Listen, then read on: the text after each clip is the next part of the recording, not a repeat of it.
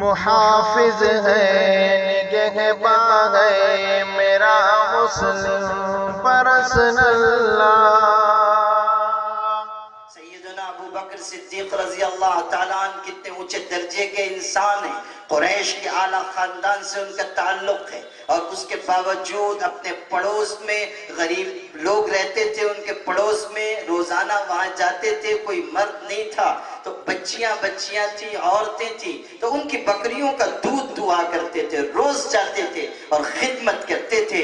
جس رات کو ان کو مسلمانوں کا خلیفہ بنایا گیا، مسلمانوں کا امیر بنایا گیا، اس صبح کو ان کے پڑوس میں چھوٹی چھوٹی بچیاں تھیں، انہوں نے کہا ابو بکر صدیق رضی اللہ عنہ تو بہت بڑے انسان ہو گئے، اب بکریوں کا دودھ دونے وہ کیوں آئیں گے، اب وہ مسلمانوں کے خلیفہ ہو گئے۔ لیکن خلافت کی پہلی صبح حضرت ابو بکر صدیق کے پڑوسیوں کے دروازے پر فجر سے پہلے دستک ہوتی ہے، ایک چھوٹی سی بچی نکل کر آتی ہے، گھر کی عورت نے بھیجا جاؤ دیکھو کون آیا ہوا ہے، جا کر وہ دروازہ کھولتی ہے، واپس لوٹ کر جاتی ہے، ماں پوچھتی ہے من بالباب، دروازے پر کون ہے، تو وہ چھوٹی سی بچی کیا جانے کون ابو بکر ہے کون عمر ہے، وہ جا کر اپنی ماں سے کہتی ہے جا حالب الشات، امی جان بکریوں کا دودھ دونے والا آیا ہے، بکریوں کا دودھ دونے والا انسان آیا ہے، خلیفہ ہیں مسلمانوں کے اور بکریوں کا دودھ دوتے ہیں، غریب گھرانے کی بکریوں کا دودھ دور ہے۔ عمر ابن خطاب رضی اللہ تعالیٰ عنہ کی سیرت میں آپ پڑھیے، رات کو نکلے حضرت عبد الرحمن ابن عوف رضی اللہ تعالیٰ عنہ کو ساتھ میں لے کر، اور کہا قافلہ آیا ہوا ہے، ہم ذرا چوکی داری کریں گے، نگرانی کریں گے، اور لے کر چلے گئے۔ وہاں قریب میں گئے، باری باری سے نفل نمازیں پڑھ رہے ہیں، اچانک ایک خیمے سے رونے کی آواز آئی، ایک بچہ رو رہا ہے، قریب گئے، خیمے کے قریب جا کر کہا کہ بچہ کیوں رو رہا ہے، اس کو دودھ پلا دو، بھوک کی وجہ سے روتا ہے۔ تو اس خاتون نے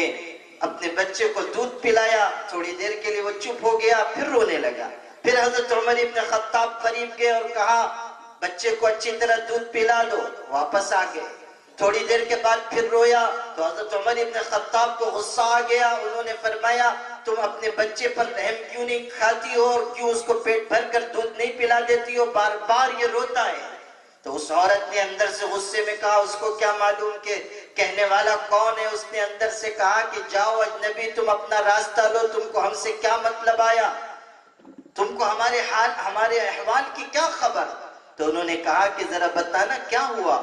تو اندر سے اس خاتون نے کہا کہ عمر ابن خطاب امیر المومنین نے یہ فیصلہ کیا ہے کہ جب بچے کا دودھ چھڑایا جائے گا تب اس کے نام کا وظیفہ جاری ہوگا، میں غریب عورت ہوں، بیوہ ہوں، بچہ میرا یتیم ہے، میں جلد دودھ چھڑانا چاہتی ہوں تاکہ میرے بچے کا وظیفہ جاری ہو جائے، اسی وجہ سے یہ بار بار روتا ہے۔ اتنی بڑی سلطنت کا بادشاہ امیر المومنین عمر ابن خطاب رضی اللہ تعالیٰ سر پکڑ کر روتے ہوئے اسی خیمے کے پاس بیٹھ گئے اور فرمایا یبن الخطاب کم قتلت من اطفال المسلمین، او خطاب کے بیٹے تو نے کتنے مسلمان بچوں کا خون کر دیا،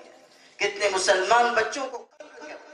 اس کے بعد وہاں سے اٹھے اور مسجد نبوی تشریف لائے اور ایک ستون کے پیچھے رو رہے ہیں اور توبہ کرتے ہیں۔ ایک قافلہ آیا ہوا تھا، ایک وفد مسلمانوں کے خلیفہ سے ملاقات کے لیے مسجد میں ٹھہرا ہوا تھا، انہوں نے دیکھا کہ ایک ستون کے پیچھے ایک انسان ہے، بار بار روتا ہے اور توبہ کرتا ہے اور کہتا ہے اللہ میں نہیں جانتا کہ میری توبہ تو نے قبول کی ہے کہ میں اپنے آپ کو مبارکباد دوں، اور نہیں جانتا کہ تو نے میری توبہ کو رد کر دیا ہے کہ میں اپنے آپ سے تعزیت کروں، اللہ میں معافی مانگتا ہوں معاف فرما، توبہ کرتا ہوں توبہ قبول فرما۔ روتا جاتا ہے انسان اور مچھلی کی طرح تڑپتا ہے، وقت کے لوگ حیران ہیں کہ کون سا گناہ کر کے یہ انسان آیا ہے جو اس طرح بے قراری سے روتا ہے۔ صبح جب وہ قافلہ مسلمانوں کے بادشاہ کی خدمت میں حاضر ہوا تو ان کی آنکھیں آنسوؤں سے تر ہو گئی یہ دیکھ کر کہ رات کو ستون کے پیچھے رونے والا اور صبح مسلمانوں کے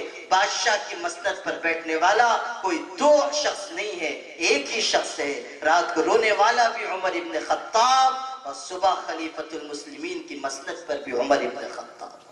دوستو ہمارے ویڈیو آپ کو اچھے لگ رہے ہو